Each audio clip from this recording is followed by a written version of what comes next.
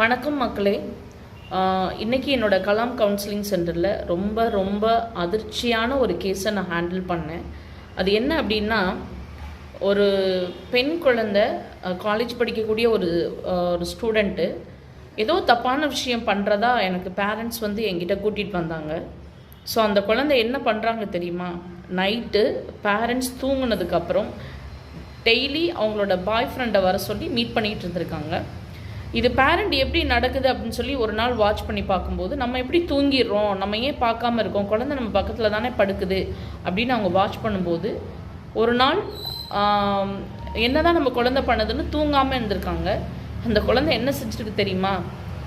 அதாவது தனக்கு சேஃப்டிக்காக பயன்படுத்தின ஸ்ப்ரே, மயக்க மருந்து, அந்த மயக்க ஸ்ப்ரே இருக்குல்ல, அதை தான் பேரண்ட்ஸ்க்கு அடிச்சுட்டு தன்னோட பாய் ஃப்ரெண்டை பார்க்குறதுக்கு அவங்க இந்த மாதிரியான தவறான விஷயம் பண்ணிகிட்டு இருக்கதா எனக்கு ஒரு மெசேஜ் கொடுத்து அந்த குழந்தையை கூட்டிகிட்டு வந்தாங்க.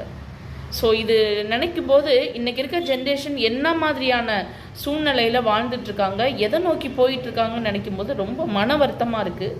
ஸோ பேரண்ட்ஸ் ப்ளீஸ், அந்த குழந்தை நல்ல குழந்தை தான், ஆனால் தவறான நண்பர்களுடைய பழக்கத்தால் இப்படி மாறக்கூடிய சூழ்நிலை ஏற்பட்டிருக்கு. ஸோ உங்கள் குழந்தைங்க நல்ல ஃப்ரெண்ட்ஷிப்பை மெயின்டைன் பண்ணுறாங்கிறத தயவு செஞ்சு வாட்ச் பண்ணுங்கள்.